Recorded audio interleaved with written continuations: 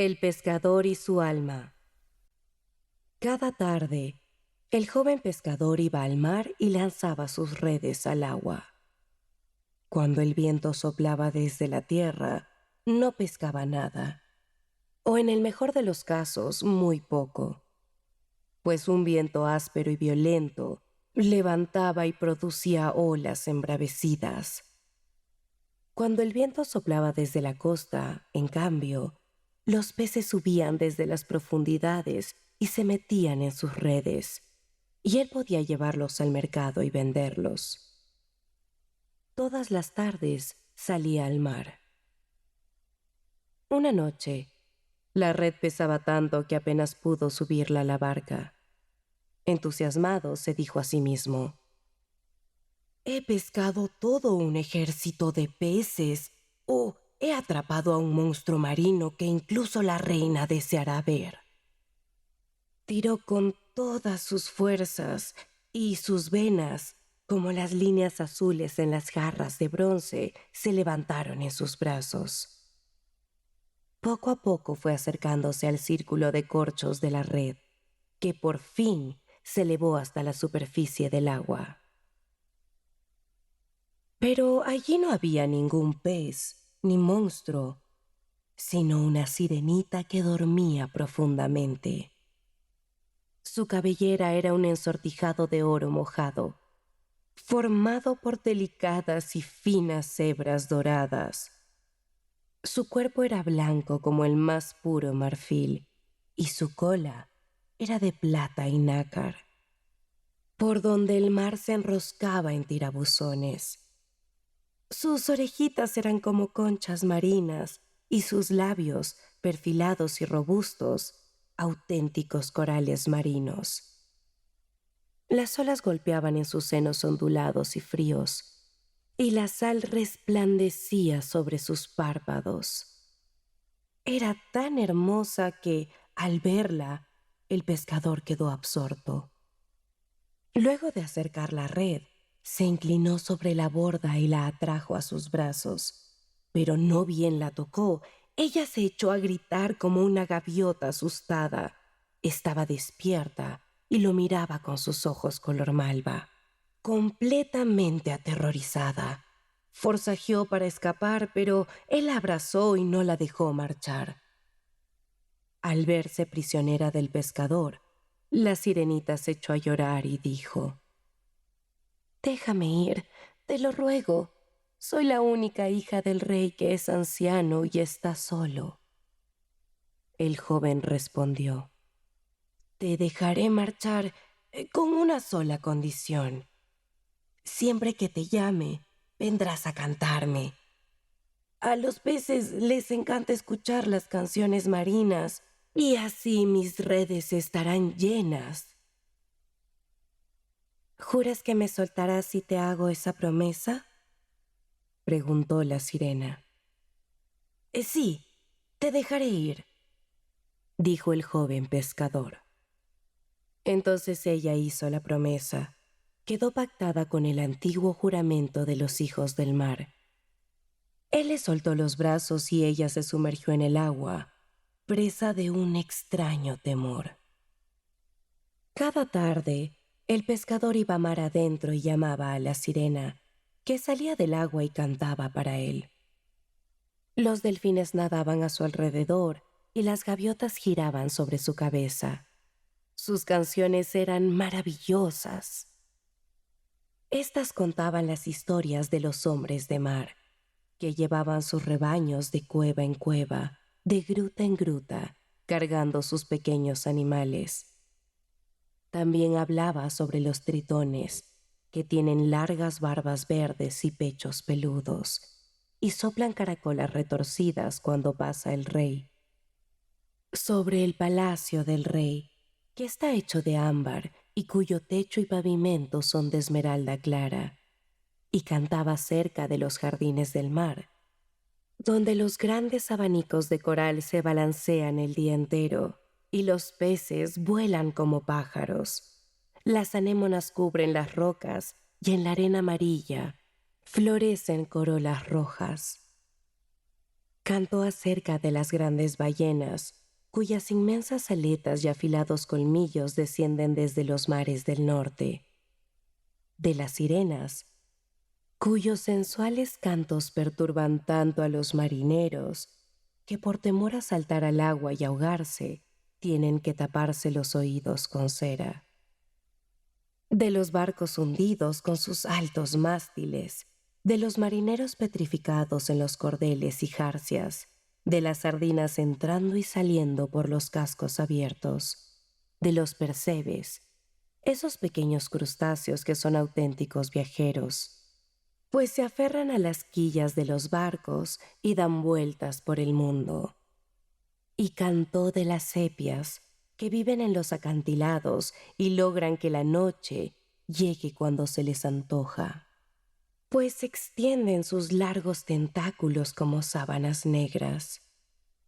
Habló de los náutilos, a quienes el mar otorgó barquillos propios, tallados con ópalo y seda, de los grandes leones marinos, con sus colmillos curvados, y de los hipocampos, de graciosos cuerpos y crines flotantes.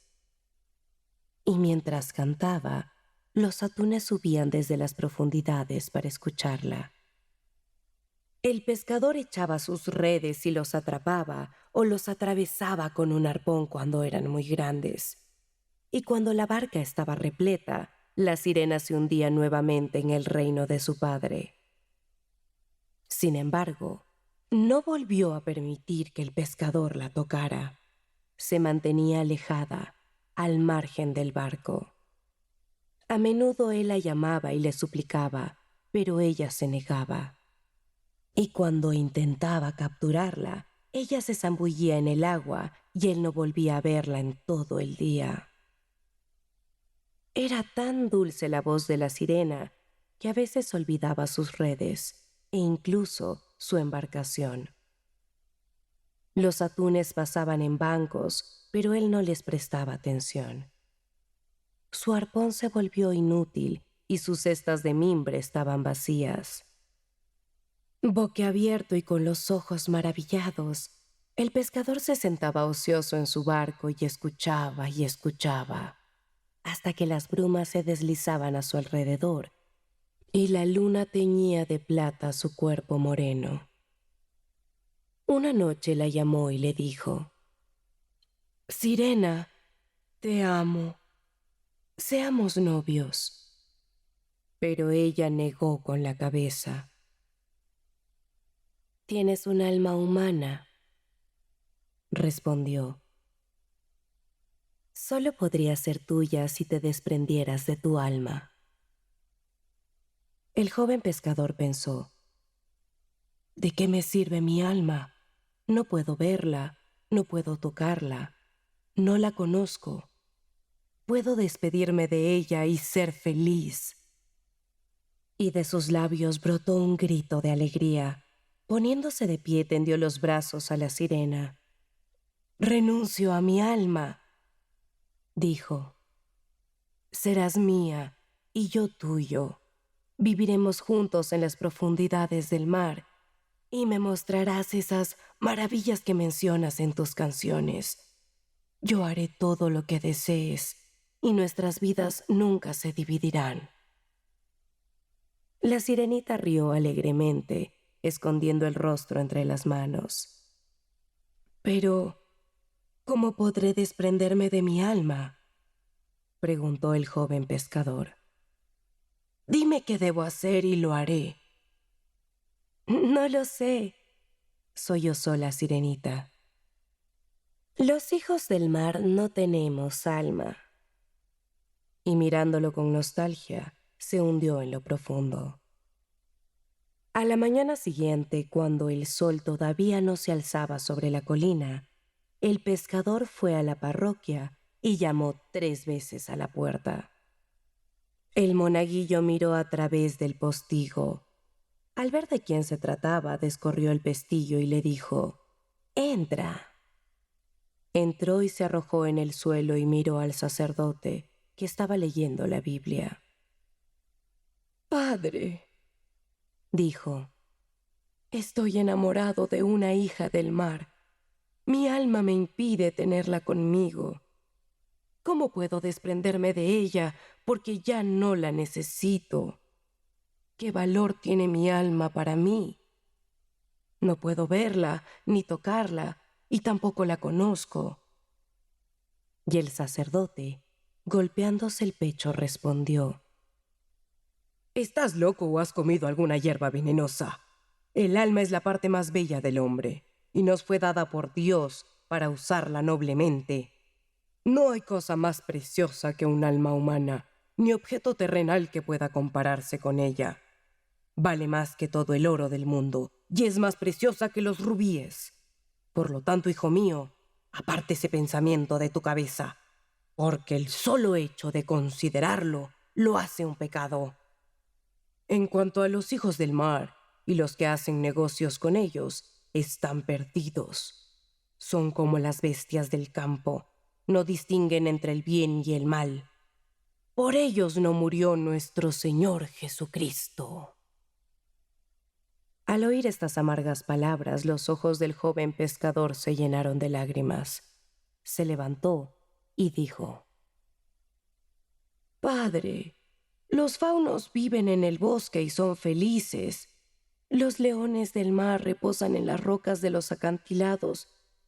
Déjeme ser como ellos, se lo suplico, porque sus días son como los días de las flores. En cuanto a mi alma, ¿de qué me sirve si me impide estar con el ser que amo? El amor físico es vil, exclamó el sacerdote frunciendo el ceño. Y los seres paganos que Dios permite que vaguen por el mundo también son viles y maléficos. Malditos sean los faunos del bosque. Los he oído a veces por la noche, intentando distraerme de mi rosario. Golpean a mi ventana y se mofan. Susurran a mis oídos sus asquerosas alegrías. Me tientan con sus proposiciones y cuando quiero rezar me hacen muecas. Están perdidos, perdidos. Para ellos no hay cielo y nunca podrán alabar el nombre de Cristo. Padre, dijo el pescador, no sabe lo que dice. Yo atrapé en mis redes a la hija del rey del mar. Es más hermosa que el lucero del alba y más blanca que la luna. Por su cuerpo daría mi alma y por su amor renunciaría al cielo. Conteste mis preguntas y déjeme ir en paz. «Largo de aquí», exclamó el sacerdote babeante de ira. «Esa muchacha está perdida y tú te perderás con ella». Y en lugar de la bendición, lo expulsó a gritos de la parroquia. El pescador bajó a la plaza.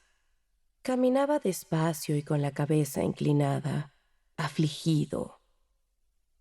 Cuando los comerciantes lo vieron llegar y empezaron a cuchichear. Uno de ellos salió a su encuentro, lo llamó por su nombre y le dijo: «¿Es cierto que tienes algo para ofrecer?» «Vendo mi alma», respondió. «Te ruego que la compres. Estoy cansado de ella. ¿De qué me sirve? No puedo verla, tocarla, ni conocerla». Los comerciantes se burlaron de él. «¿De qué nos va a servir el alma de un pescador?», dijeron. «No vale ni un cobre. Si quieres podemos comprar tu cuerpo como esclavo. Te vestiremos de púrpura y te pondremos un anillo en el dedo. Serás el siervo favorito de la reina. Pero no menciones el alma. Para nosotros no significa nada ni tiene valor alguno». Y el joven pescador se dijo: «Qué extraño. El sacerdote dice que el alma vale más que todo el oro del mundo, pero los mercaderes dicen que no vale ni un cobre». Bajó a la orilla del mar y reflexionó sobre lo que debía hacer. Recordó la vez que uno de sus compañeros le habló de cierta bruja joven quien habitaba en una caverna al extremo de la bahía. Ansioso, se echó a correr en dirección de la caverna. Así de desesperado estaba por deshacerse de su alma. Una nube de polvo lo siguió mientras corría alrededor de la arena. La bruja joven adivinó la llegada del pescador por una picazón en la palma de la mano. Liberó entonces su frondosa cabellera roja y se paró en la entrada de la cueva, con una rama de cicuta entre las manos. «¿Qué necesitas?», dijo ella cuando vio al pescador subiendo por el acantilado. «¿Quieres peces para tu red a pesar de tener el viento en contra? Tengo una caña de pescar. Cuando la soplo, las sardinas se aglomeran en la bahía. Pero tiene su precio, joven apuesto, tiene su precio». «¿Qué necesitas? ¿Quieres una tormenta que haga naufragar a los barcos mercantes para que te quedes con sus tesoros? Tengo más huracanes que el tiempo, porque mi amo es más fuerte que el tiempo. Con un cubo de agua puedo enviar una flota de carabelas al fondo del mar. Pero tiene su precio, muñeco. Tiene su precio. ¿Qué necesitas? ¿Qué te falta? Conozco una flor que crece en el valle. Nadie, excepto yo, la conoce. Es púrpura.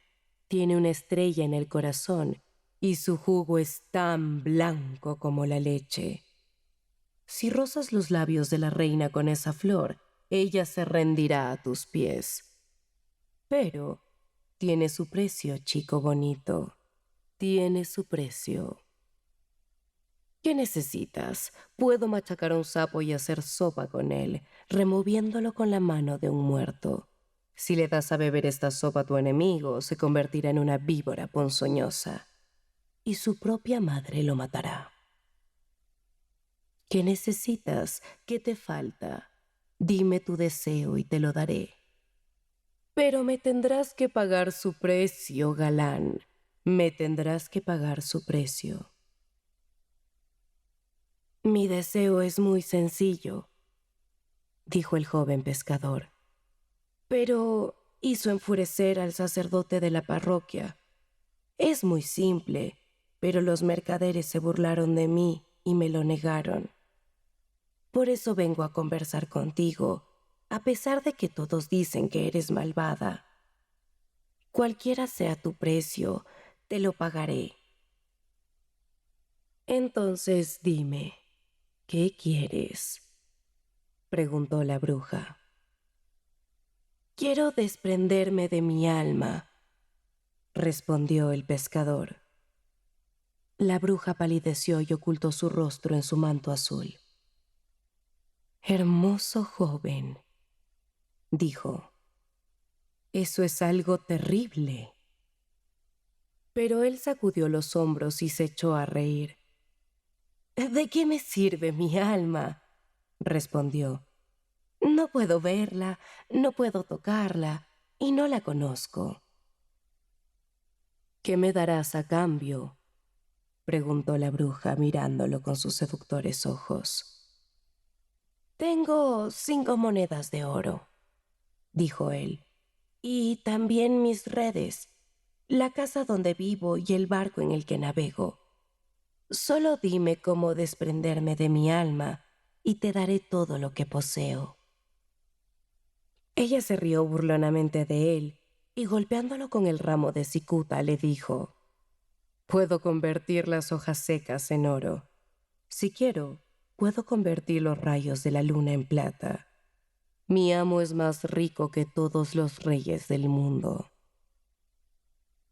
«Si no quieres oro ni plata», dijo el pescador, «¿con qué puedo pagarte?».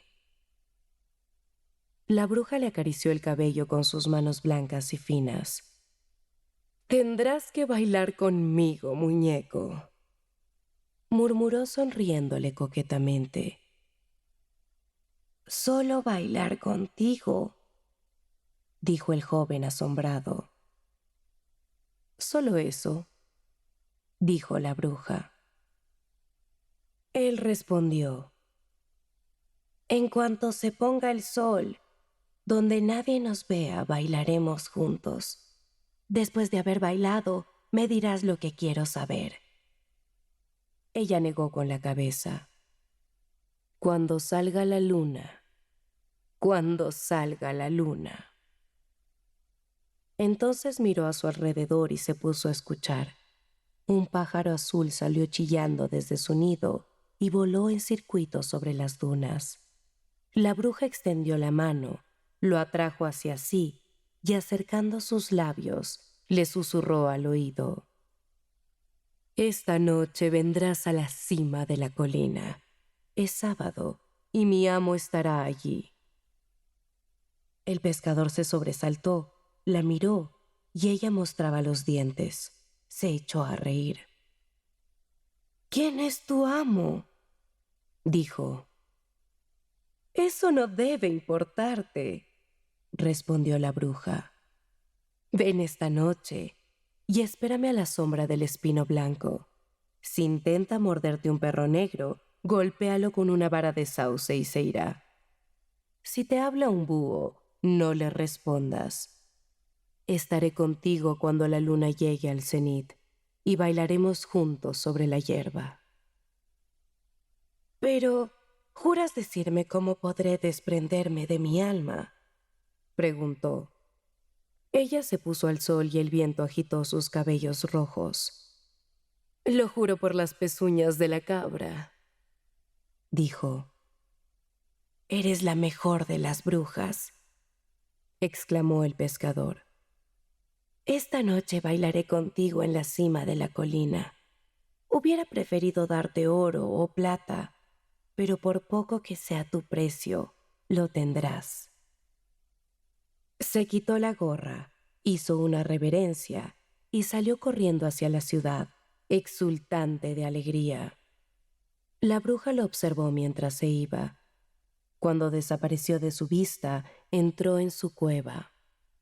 Sacó un espejo de una caja de cedro tallado, lo colocó sobre un marco y quemó un manojo de hierba sobre carbón encendido. Miró a través de las espirales del humo. Al cabo de un rato, apretó las manos con rabia y se dijo: «Debió entregarse a mí. Soy tan hermosa como ella». Y aquella tarde, cuando salió la luna, el pescador subió a la cima de la colina y se detuvo bajo la sombra del espino. El mar se extendía a sus pies como una brea de mar pulido, y las sombras de los barcos pesqueros parpadeaban en la pequeña bahía. Un gran búho, de ojos afiebrados y sulfurosos, lo llamó por su nombre, pero él no le respondió. Un perro negro le gruñó y quiso morderlo, pero él lo golpeó con una vara de sauce y huyó gimoteando. A medianoche, las brujas volaron por los aires como murciélagos. «Aquí hay alguien que no conocemos», gritaban. «¡Alguien nuevo!». Olfatearon y charlaron entre sí. La última en llegar fue la joven bruja, con sus cabellos rojos al viento. Llevaba un vestido dorado, bordado con ojos de pavo real, y en la cabeza un gorro de terciopelo verde. «¿Dónde está? ¿Dónde está?», gritaron las brujas al verla. Ella se limitó a reír, corrió hacia el árbol y, sujetando al pescador de la mano, lo llevó a bailar a la luz de la luna. Dieron vueltas y vueltas. La joven bruja saltaba tan alto que el pescador podía ver los tacones escarlata de sus zapatos. Entonces, por encima del tumulto de sus pisadas, se escuchó galopar un caballo. El joven pescador sintió miedo, pues no vio ningún caballo. «¡Más rápido!», gritó la bruja, abrazándolo por el cuello y bañando su rostro con su cálido aliento. «¡Más rápido! ¡Más rápido!», gritó, y la tierra pareció girar bajo los pies del pescador. Su cerebro daba vueltas y un gran terror se apoderó de él, como si lo estuviera observando algo maligno. Por fin advirtió que al pie de una roca había una figura que antes no estaba allí. Era un hombre vestido con un traje de terciopelo negro, a la manera española. Su rostro era pálido, pero sus labios parecían una orgullosa flor roja. Parecía cansado. Estaba apoyado en la roca, manipulando el pomo de su daga. A sus pies, en la hierba, había un sombrero emplumado y un par de guantes de montar, bordados con hilos de oro. Un abrigo de pieles colgaba de sus hombros y sus delicadas manos estaban adornadas con anillos. Los pesados párpados caían sobre sus ojos. El joven pescador no podía dejar de observarlo, como si estuviera hechizado por esa figura. Al fin se encontraron sus ojos, que parecían seguirlo mientras bailaba. Oyó que la bruja reía, y entonces la sujetó por la cintura y la hizo girar. Un perro aulló en el bosque y las brujas se detuvieron. Subieron de dos en dos para arrodillarse y besar las manos del hombre. Este la recibía con una sonrisa cansada, quebrada, como el ala de un ave herida. Había desdén en ella. Sus ojos seguían fijos en el joven pescador. «Ven, vamos a adorarlo», susurró la bruja, y lo condujo hacia la roca. El pescador sintió un gran deseo de hacer lo que le pedía y la siguió. Pero cuando estuvo cerca del hombre, sin saber por qué, hizo la señal de la cruz e invocó a Cristo. Apenas lo hizo, las brujas chillaron como halcones y se echaron a volar. Y el hombre de pálido rostro se contrajo con un espasmo de dolor. De inmediato se internó en el bosquecillo y silbó. Un corcel plateado salió a su encuentro. Cuando saltó a la silla, se volvió y miró tristemente al joven pescador. La bruja pelirroja también trató de huir, pero el pescador la sujetó de las muñecas y la retuvo. «¡Suéltame!», gritó. «¡Déjame ir! Has nombrado lo que no debe ser nombrado y has hecho el signo que no debe hacerse». «No», respondió él, «no te dejaré ir hasta que me hayas dicho el secreto». «¿Qué secreto?», dijo la bruja forcejeando como un gato salvaje. «Lo sabes muy bien», dijo el pescador. «Pídeme cualquier cosa menos eso», dijo ella. La sujetó con más fuerza y al ver que no podía liberarse, la bruja susurró: «¿Acaso no soy tan bella como las hijas del mar? ¿Tan seductora como las que viven bajo las aguas azules?» Él la empujó y dijo: «Si no cumples tu promesa, te mataré por ser una bruja falsa y mentirosa». Ella adquirió el color de una hoja seca y se estremeció. «De acuerdo», dijo. «Es tu alma y no la mía. Haz con ella lo que quieras». Y sacó de su vestido un pequeño cuchillo, cuyo mango era de piel de víbora. Lo puso en sus manos. «¿Para qué me servirá esto?», le preguntó. Guardó silencio unos instantes y una expresión de terror se dibujó en su rostro. «Lo que los hombres llaman la sombra del cuerpo no es la sombra del cuerpo, sino el cuerpo del alma. Ve a la orilla del mar, dale la espalda a la luna y con este cuchillo corta desde tus pies tu sombra. Así te desprenderás de tu alma. Debes ordenarle que se vaya y así lo hará». El pescador se alegró. «Es verdad lo que me dices», dijo. «Es verdad», dijo la bruja, «y ojalá nunca te lo hubiera contado». Se aferró a sus rodillas y comenzó a llorar. Él la apartó y la dejó recostada en la hierba. Se guardó el cuchillo en el cinturón y comenzó a descender. Entonces su alma, que estaba dentro de él, lo llamó y le dijo: «He morado contigo todos estos años y he sido tu siervo. No me alejes ahora de ti. ¿Qué mal te he hecho?». El joven pescador se echó a reír. «No me has hecho ningún mal, pero ya no te necesito», respondió. «El mundo es ancho, hay cielo e infierno, y esta enorme casa crepuscular en medio. Ve a donde quieras, pero no me molestes, porque mi amor me está llamando». Su alma volvió a suplicarle, pero él no le hizo caso. Saltó de peñasco en peñasco como una cabra salvaje y llegó a la orilla amarilla del mar. Erguido y bronceado, como una estatua griega, se paró sobre la arena mojada, de espaldas a la luna. De la espuma surgían brazos blancos que le hacían señas, y de las olas surgían formas indecisas. Delante de su sombra, que era el cuerpo de su alma, y detrás de él, en el aire, colgaba una luna color miel.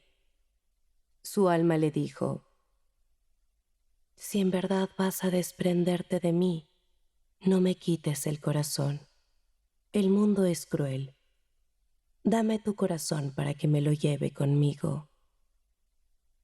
El pescador la dio la cabeza y sonrió.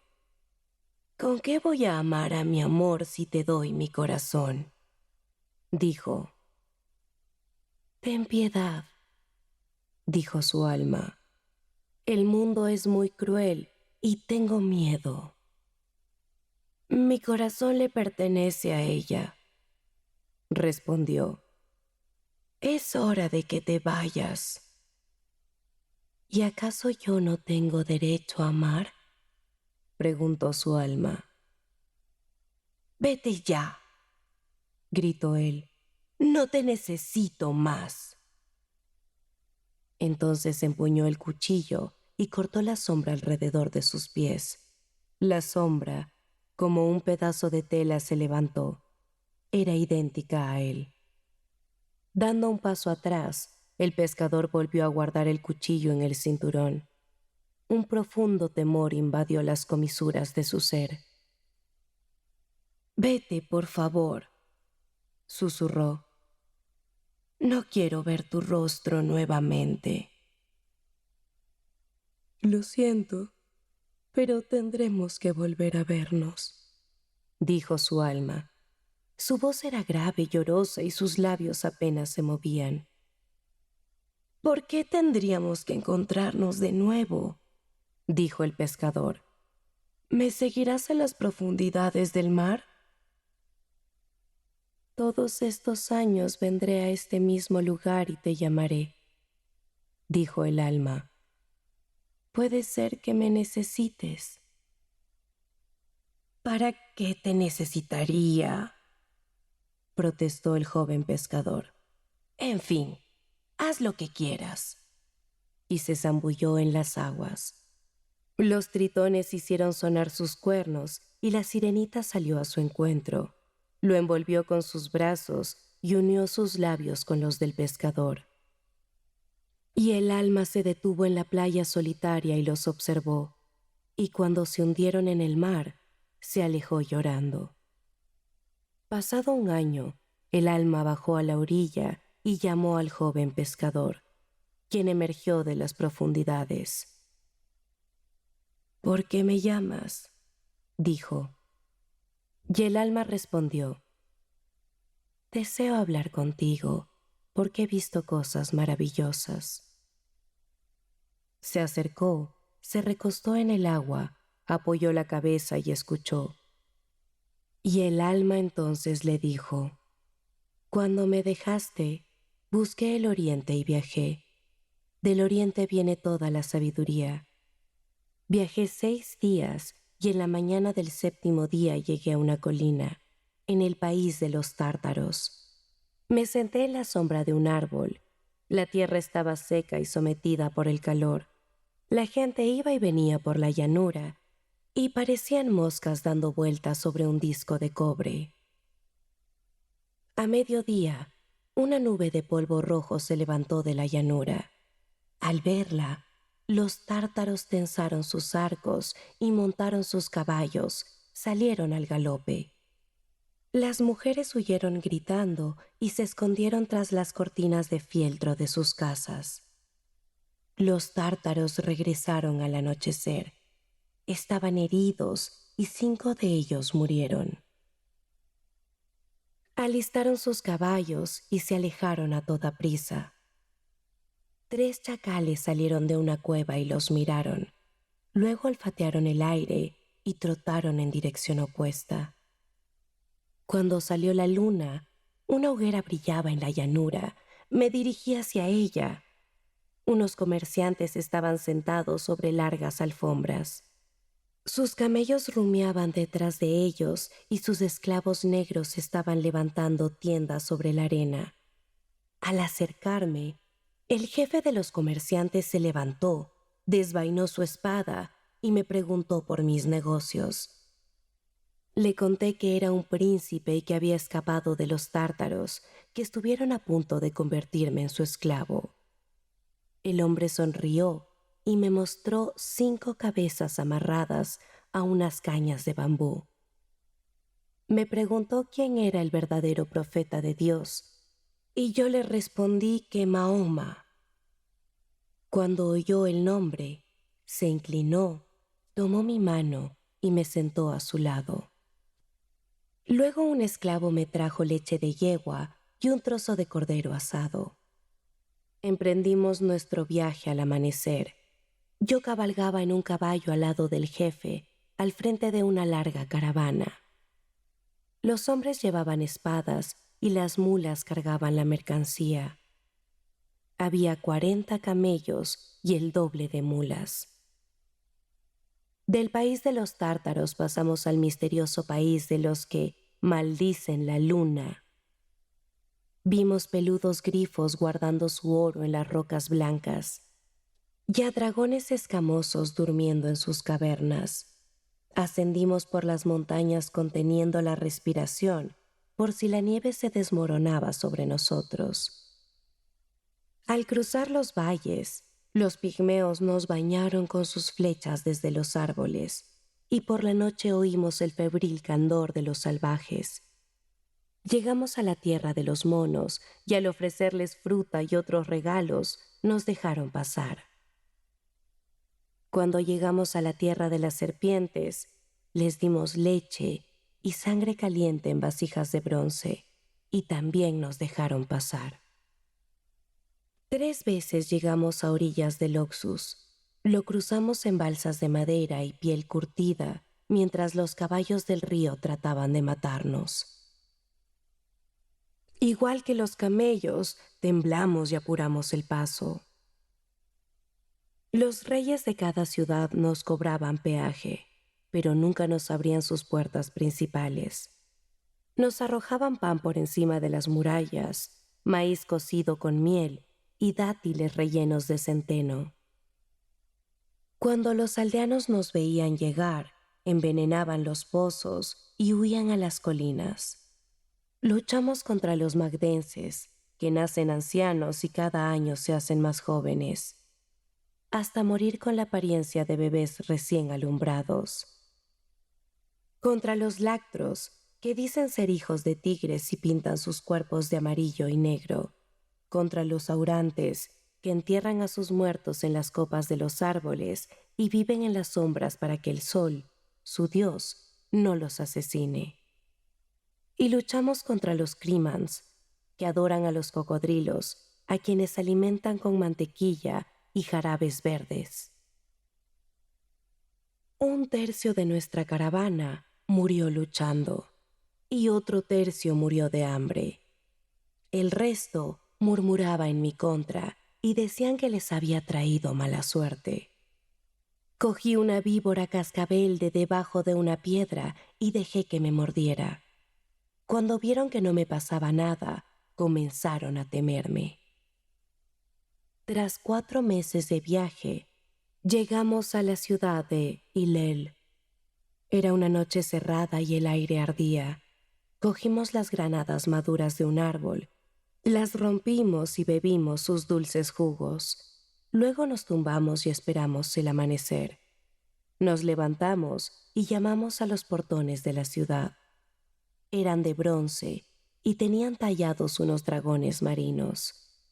Los guardias nos miraron desde las murallas y preguntaron qué queríamos. Respondimos que veníamos desde la isla de Siria y traíamos ricas mercancías. Ellos dijeron que nos abrirían la puerta a mediodía. A la hora pactada, abrieron la puerta y la gente salió en tropel para vernos entrar. Un pregonero recorrió la ciudad anunciando nuestra llegada. Nos detuvimos en el mercado, mientras los esclavos desanudaban los fardos de telas y abrían los cofres. Cuando terminaron su tarea, expusimos nuestras extrañas mercancías: lino encerado de Egipto, pinturas y telas etíopes, esponjas púrpuras de Tiro, azules correas de Sidón y copas de ámbar frío y fina arcilla quemada. Un grupo de mujeres nos observaba desde los tejados, detrás de sus máscaras de cuero dorado. Primero vinieron los sacerdotes, quienes nos compraron muchas mercancías. Luego vinieron los nobles y finalmente los esclavos. Esta era la costumbre con todos los mercaderes que visitaban la ciudad. Permanecimos allí toda una luna. Cuando ésta menguaba, me cansé y deambulé por las calles de la ciudad. Llegué entonces al jardín de su Dios. Los sacerdotes, envueltos en sus túnicas amarillas, pululaban entre los árboles alrededor de una casa rosada. Sus puertas eran de áurea laca, con grabados de toros y pavos reales. El tejado de verde porcelana marina, y en los aleros tintineaban frágiles campanillas. Cuando las palomas pasaban volando, rozaban las campanillas y las hacían tintinear dulcemente. Uno de los sacerdotes me preguntó qué deseaba. Le respondí que quería ver al Dios. «El Dios se ha ido de cacería», dijo el sacerdote. «Dime a qué bosque se ha ido», repuse, «pues quiero cabalgar con él». El sacerdote alisó su túnica con las uñas y respondió: «El Dios está durmiendo». «Dime dónde y velaré su sueño», respondí. «El Dios está en una fiesta», dijo el sacerdote.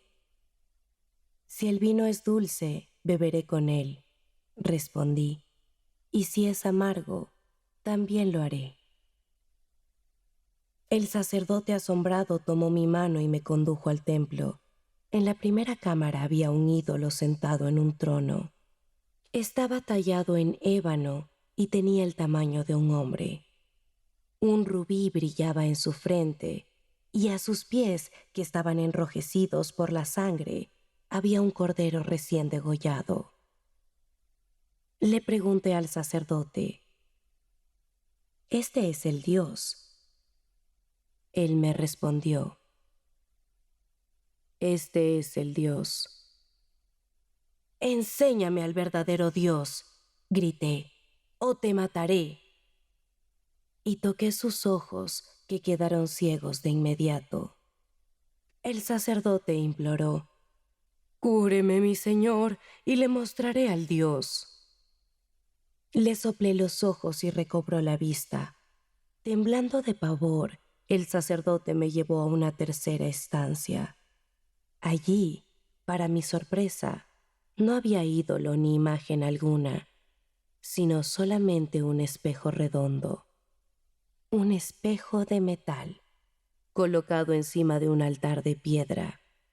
y le dije al sacerdote: ¿dónde está el Dios? Y él me respondió: no hay más Dios que este espejo.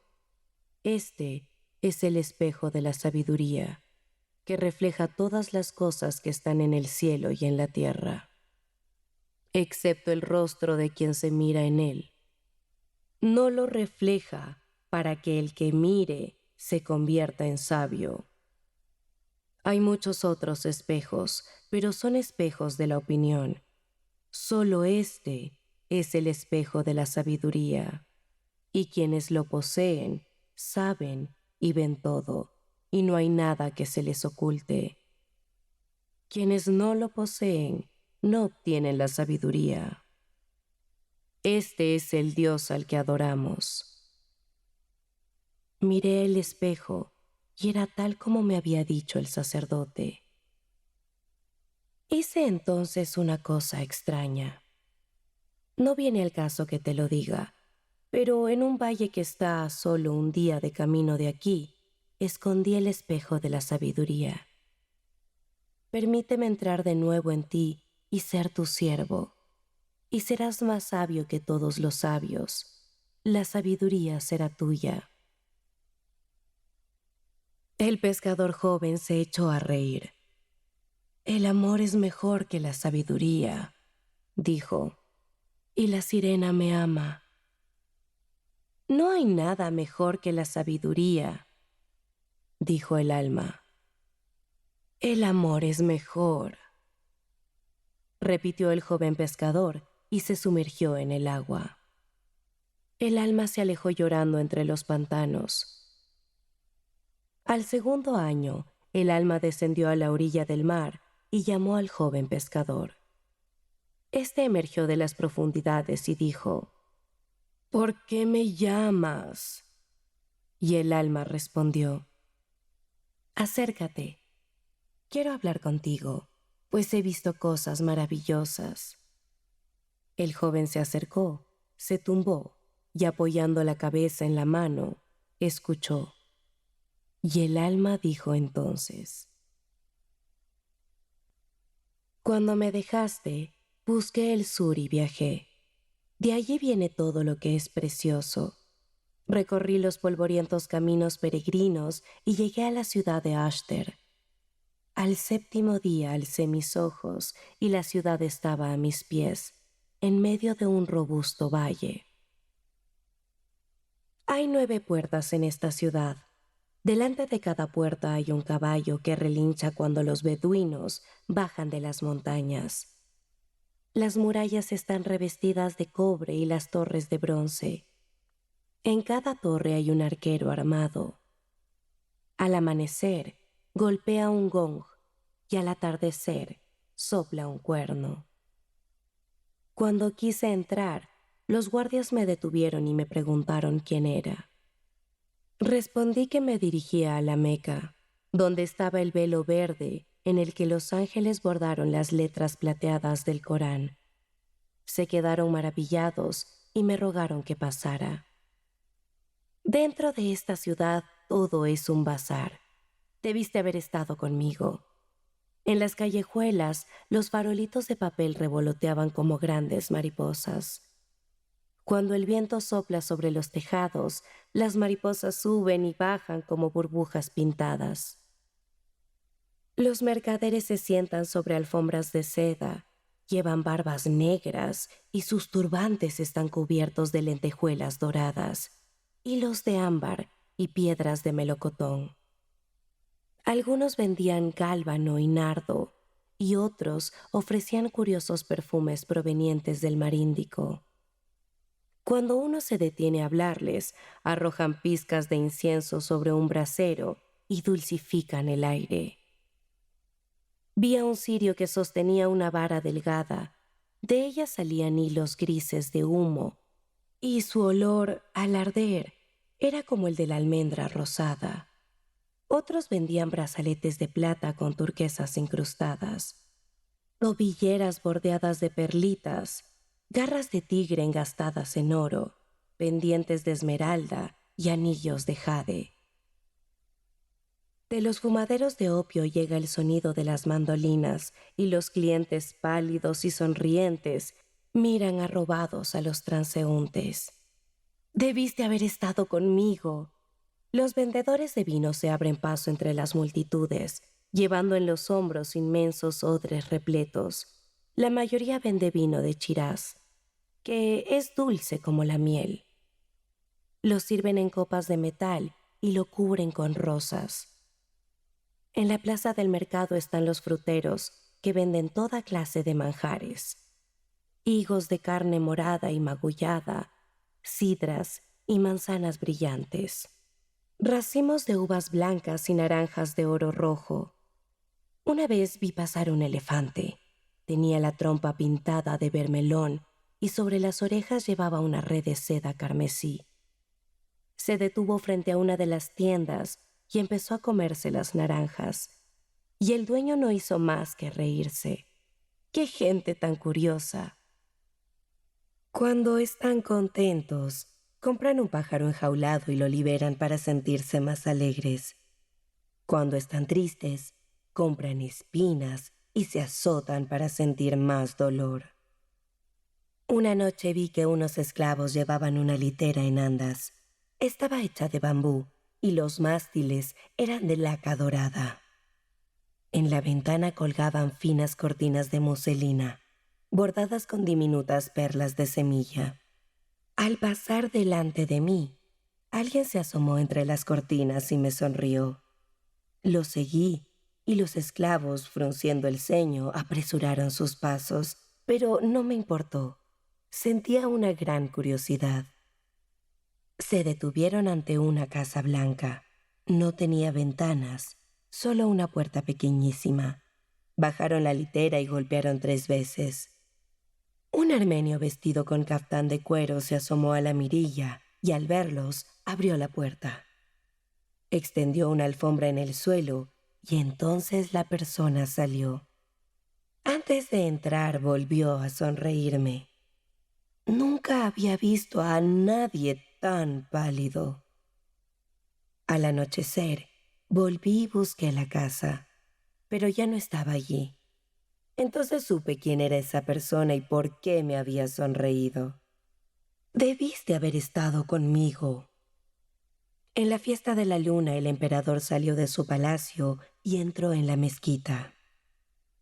Llevaba el cabello y la barba teñidos de rosa, y sus mejillas estaban empolvadas de polvo de oro.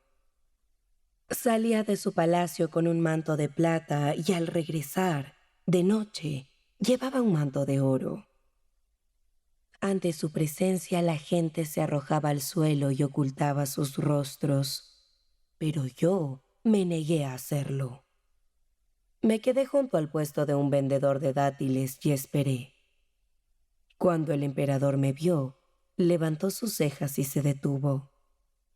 Yo permanecí inmóvil y no hice ninguna reverencia. La gente se sorprendió de mi osadía y me aconsejó escapar de la ciudad. No les hice caso.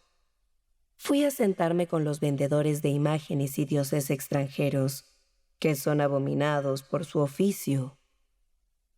Cuando les conté lo que había hecho, cada uno me regaló un dios y me rogó que me alejara. Aquella noche, mientras descansaba en un fumadero de opio, entraron los guardias del emperador y me condujeron a palacio. Cuando entré cerraron las puertas con cadenas. Un gran patio de arcadas se extendió ante mis ojos. Las paredes eran de alabastro blanco salpicado de azulejos verdes. Los pilares eran de mármol y el pavimento de fina laja. Nunca había visto nada igual. Cuando atravesé el patio, 2 mujeres se asomaron desde un balcón y me maldijeron. Los guardias avanzaron y sus lanzas resonaron sobre el piso. Abrieron una puerta de marfil y me encontré frente a un colorido jardín. Estaba sembrado de tulipanes, belloritas y aloes plateados. Los cipreses parecían antorchas encendidas y en uno de ellos cantaba un ruiseñor. Al final del jardín había un pabellón. Cuando nos acercamos, 2 eunucos salieron a nuestro encuentro. Sus gordos cuerpos se balanceaban al caminar y me miraban con curiosidad.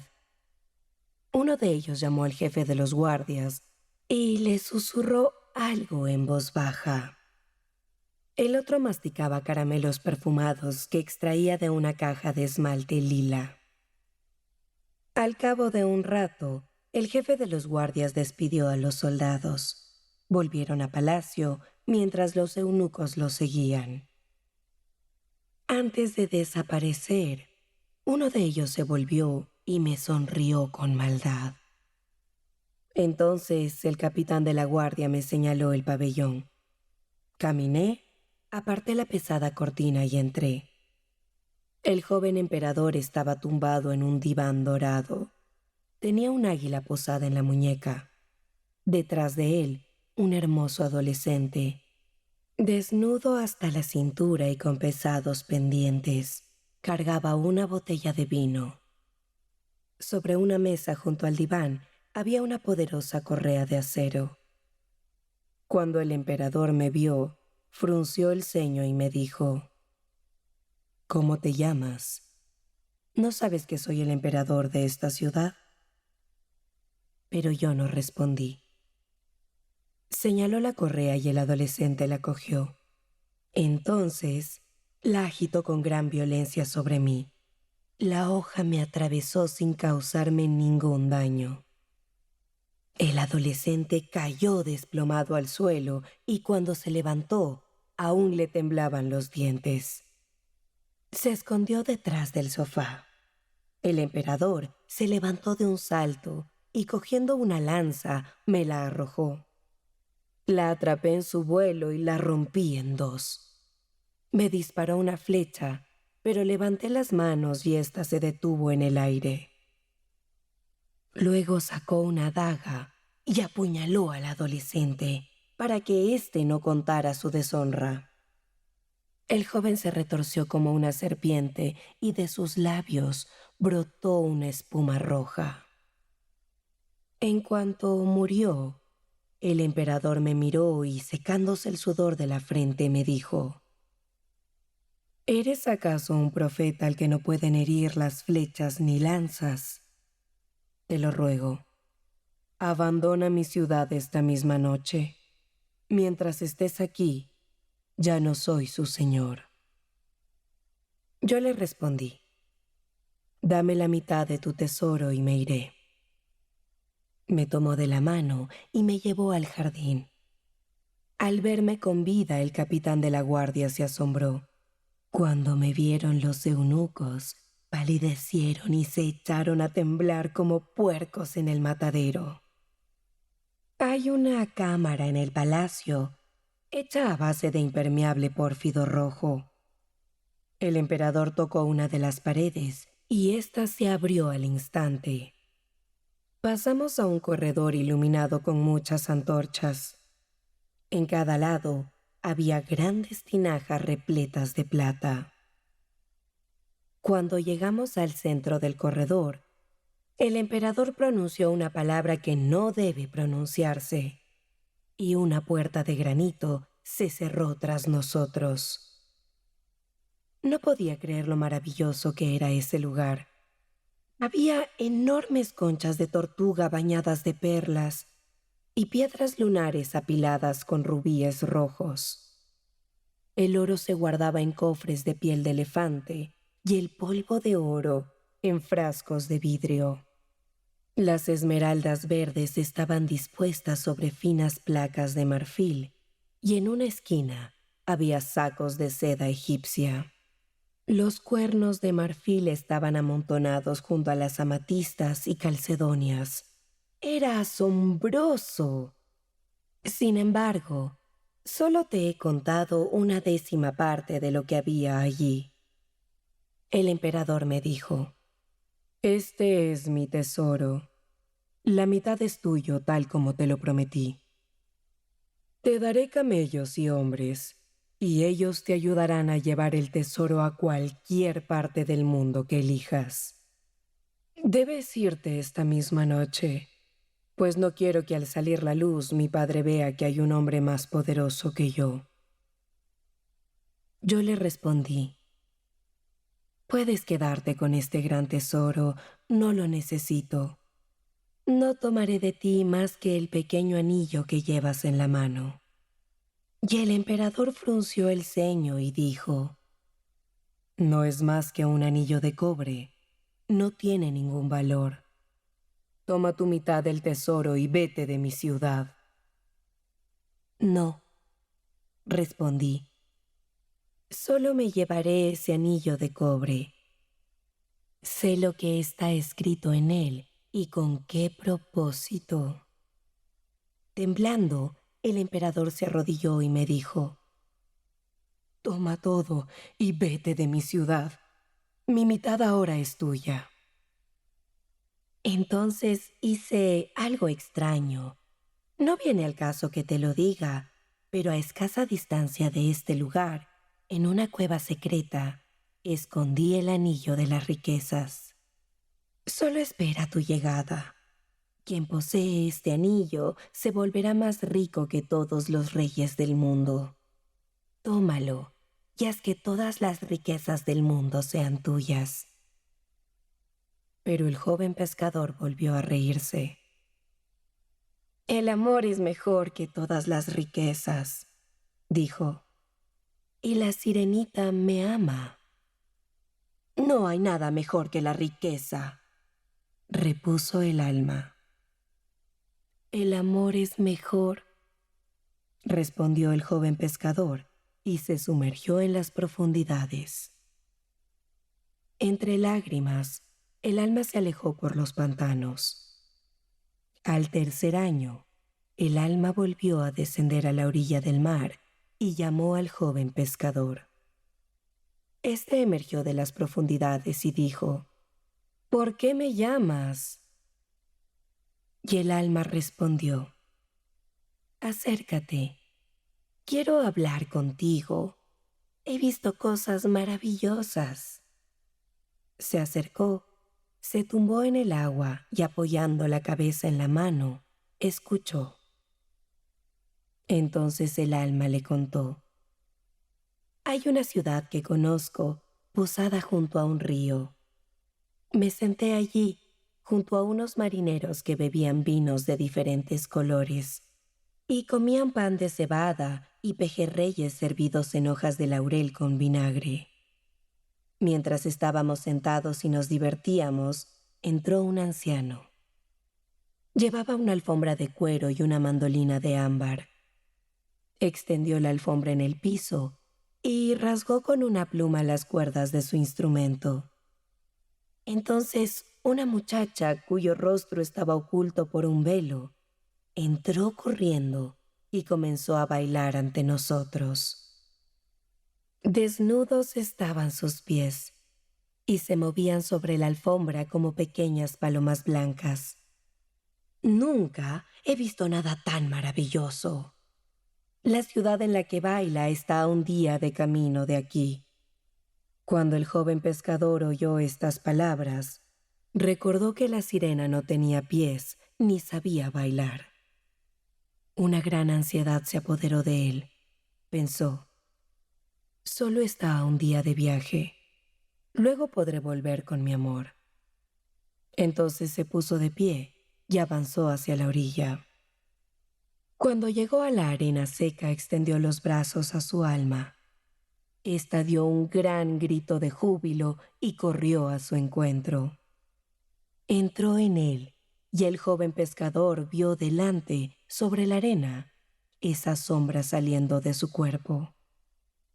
Su alma le dijo: vayamos de inmediato, los hijos del mar son celosos y tienen monstruos que podrían herirnos. Se apresuraron y toda aquella noche caminaron bajo la luna. Al día siguiente avanzaron bajo el sol y al atardecer llegaron a una ciudad. El joven pescador preguntó a su alma: ¿esta es la ciudad donde baila la muchacha de quien me hablaste? No esta ciudad, sino otra, dijo su alma. Sin embargo, entremos. Entraron y recorrieron las calles. Al pasar por el barrio de los joyeros, el joven pescador vio una hermosa copa de plata expuesta en una vitrina. Su alma le dijo: «Toma esa copa y escóndela». Así que tomó la copa y la escondió en su túnica. Salieron apresuradamente de la ciudad. Cuando se alejaron, el joven pescador frunció el ceño, arrojó la copa y dijo a su alma: «¿Por qué me dijiste que cogiera esta copa y la escondiera? Esa es una acción vil». «Tranquilo, tranquilo», respondió su alma. Al segundo día llegaron a una ciudad. El joven pescador dijo a su alma: «¿Es esta la ciudad donde baila esa muchacha de la que me hablaste?». Y su alma respondió: «No esta ciudad, sino otra. Sin embargo, entremos». Entraron y recorrieron las calles. Al pasar por el barrio de los vendedores de sandalias, el joven pescador vio a un niño junto a un cántaro de agua, y su alma le dijo: «Golpea a ese niño». El pescador golpeó al niño y éste se echó a llorar. Luego salieron apresuradamente de la ciudad. Cuando se alejaron lo suficiente, el joven pescador se enfureció y dijo: «¿Por qué me dijiste que golpeara al niño? Ese es un acto perverso». Su alma le respondió: «Tranquilo, tranquilo». Al tercer día, llegaron a una ciudad, y el joven pescador dijo a su alma: «¿Es esta la ciudad donde baila la muchacha de la que me hablaste?». Y su alma le respondió: «Puede ser que esté en esta ciudad. Entremos». Entraron y recorrieron las calles, pero el joven pescador no vio el río ni la posada de la que habló su alma. La gente lo miraba con curiosidad, y él se sintió asustado. «Vámonos de aquí», dijo a su alma. «La muchacha de pies descalzos no está aquí». Pero su alma respondió: «No, esperemos. La noche es peligrosa y habrá ladrones en el camino». Así que se sentó en la plaza del mercado y descansó. Al cabo de un rato pasó por allí un mercader encapuchado. Llevaba una linterna adherida al extremo de una caña de bambú. El mercader le dijo: «¿Por qué te sientas en la plaza del mercado si las tiendas ya están cerradas?». «No encuentro posada en esta ciudad», respondió el pescador, «y no tengo parientes que puedan albergarme». «¿Es que acaso no somos todos hermanos?», respondió el mercader. «¿No nos creó un mismo Dios? Acompáñame, tengo un cuarto para invitados». El joven pescador siguió al mercader hasta su casa. Atravesaron el jardín y el mercader le trajo para que se lavara las manos un plato con agua de rosas. A un costado colocó melones, arroz y un trozo de cordero asado. Cuando terminó de comer, el mercader lo condujo al cuarto de invitados y le señaló una cama donde podría dormir. El joven pescador le dio las gracias, se recostó y se quedó dormido. 3 horas antes del amanecer, cuando aún estaba oscuro, su alma lo despertó y le dijo: «Levántate y ve a la habitación del mercader. Mátalo y róbale su oro, porque lo necesitamos». El joven pescador se levantó, se acercó a la habitación del mercader y vio que al lado de la cama, en una bandeja, habían unas cuantas monedas de oro. Extendió la mano y tocó la espada, pero el mercader se sobresaltó y despertó. Se levantó de un salto, sujetó la espada y gritó: «¡Devuelves con sangre la bondad que te he ofrecido!». Su alma le susurró: «Golpéalo». Y el pescador golpeó al mercader hasta dejarlo muerto. Tomó entonces las monedas de oro y huyó por el jardín. Cuando se alejaron de la ciudad, el pescador se golpeó el pecho y dijo a su alma: ¿por qué me has ordenado matar al mercader y robarle su oro? Eres el ser más perverso que existe. Pero su alma le respondió: cálmate, cálmate. No, gritó el joven pescador, no puedo tranquilizarme. Detesto todo lo que me has obligado a hacer y te detesto a ti. Quiero que me expliques por qué me has obligado a actuar de esta manera. Su alma respondió: cuando te desprendiste de mí, me dejaste sin corazón. Por eso aprendí a hacer estas cosas. ¿Qué dices?, dijo el pescador. Sabes a lo que me refiero, respondió su alma. Lo sabes muy bien. ¿Has olvidado que me dejaste sin corazón? No te inquietes y no me inquietes a mí. Tranquilízate. No hay dolor que no puedas evitar, ni placer que no puedas conseguir. Cuando el joven pescador oyó estas palabras, se puso a temblar. Eres un ser perverso y malvado, dijo. Me has seducido con tus tentaciones y has puesto mis pies en la senda del pecado. Su alma respondió: has olvidado que no tengo corazón. Ven, vayamos a otra ciudad y disfrutemos del oro que hemos conseguido. Pero el pescador cogió las monedas y las arrojó al suelo. ¡No!, gritó. No quiero tener nada que ver contigo, ni viajaré más en tu compañía. Así como te expulsé antes, así te expulso ahora, pues no me has hecho ningún bien. Se volvió de espaldas a la luna, sujetó el cuchillo que le dio la bruja y trató de recortar desde sus pies esa sombra del cuerpo. Sin embargo, su alma no se apartó de él ni obedeció su orden. El hechizo de la bruja ya no te sirve, dijo. Ya no puedo dejarte, ni tú puedes echarme. Solo una vez en la vida un hombre puede separarse de su alma. Aquel que la ha recibido de nuevo tiene que conservarla consigo para siempre. Este es tu castigo y tu recompensa. El joven pescador apretó las manos y gritó: ¡esa era una bruja mentirosa! Ella no me dijo eso. No, respondió su alma, pero ella era fiel a su amo. Cuando el joven pescador supo que ya no podía deshacerse de su alma, que ahora era maligna y despreciable, se echó a llorar amargamente. Cuando amaneció, el pescador se levantó y dijo: amarraré mis manos para no cumplir tus órdenes. Cerraré mis labios para no pronunciar tus palabras. Luego volveré al lugar donde habita la mujer que amo. Volveré al mar, a la pequeña bahía donde suele cantar. La llamaré y le contaré mis pecados y los males que me has hecho. ¿Qué cosa extraordinaria tiene tu amada? ¿Para qué quieres volver con ella?, dijo su alma.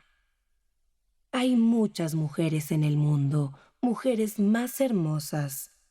Están las bailarinas de Samaris, quienes se mueven imitando a los cisnes. Tienen pies finos y en las manos llevan cascabeles de cobre. Ríen mientras bailan y su risa es tan diáfana como el agua. Ven conmigo y te las mostraré. ¿Por qué te preocupas por esas cosas que consideras pecados? ¿Acaso la vida no está hecha para disfrutar los manjares de la naturaleza? ¿Las bebidas dulces acaso son veneno? No te angusties y ven conmigo a otra ciudad. Hay una pequeña ciudad cerca de aquí, donde se extiende un hermoso jardín de tulipanes. Y en este jardín habitan pavos reales blancos y azules. Sus colas se extienden al sol y son como discos de marfil. Y la muchacha que los alimenta baila con ellos, y algunas veces flota sobre sus pies. Lleva los ojos pintados y las aletas de su nariz parecen delicadas golondrinas. No te angusties más y acompáñame a esa ciudad. Pero el joven pescador no respondió. Cerró los labios y se ató las manos con un cordón. Entonces se aprestó a regresar al lugar de donde había salido, a la pequeña bahía donde la sirena solía cantar. Aunque su alma lo intentó durante todo el camino, el joven pescador no escuchó ninguno de sus consejos. Así de grande era la fuerza de su amor. Cuando llegó a la orilla del mar, desajustó la cuerda de sus manos y llamó a la sirenita. Pero ella no acudió a su llamada, a pesar de que él suplicó durante todo el día. Su alma se burló de él y le dijo: «Poca es la alegría que te procura tu amada.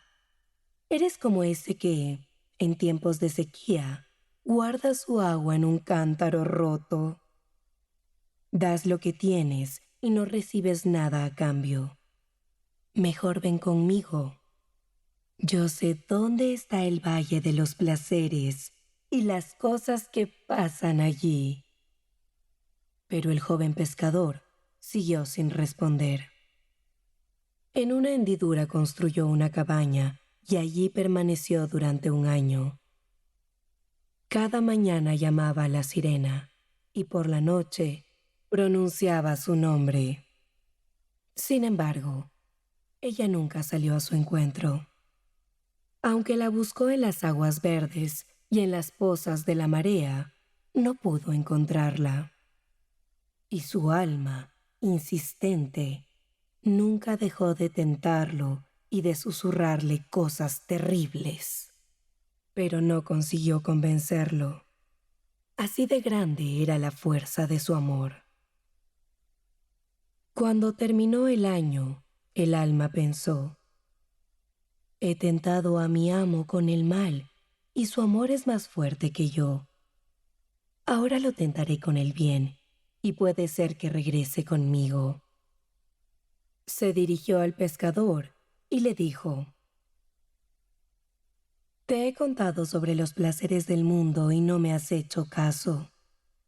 Ahora, permíteme que te hable del dolor del mundo. Tal vez así me escuches. Porque, en verdad, el dolor es el amo de este mundo. No hay nadie que escape de sus redes. Hay quienes carecen de todo, de vestido y de pan. Hay viudas que visten de seda y otras que visten harapos. Los mendigos suben y bajan por los pueblos sin nada que llevarse a la boca. Por las calles deambula el hambre y la peste se sienta a sus puertas. Vamos, salgamos y arreglemos estas injusticias. ¿Por qué te quedas aquí llorando por tu amor si ella no acude a tu llamada? ¿Qué tanto valor tiene ese amor para que te olvides del mundo?» Pero el joven pescador no respondió. Así de grande era la fuerza de su amor. Cada mañana llamaba a la sirena y por la noche pronunciaba su nombre. Sin embargo, ella nunca salió a su encuentro. Aunque la buscó en las aguas verdes y en las pozas de la marea, no pudo encontrarla. Y después de transcurrido el segundo año, el alma dijo al joven pescador: «Te he tentado con el mal y con el bien, pero tu amor es más fuerte que yo.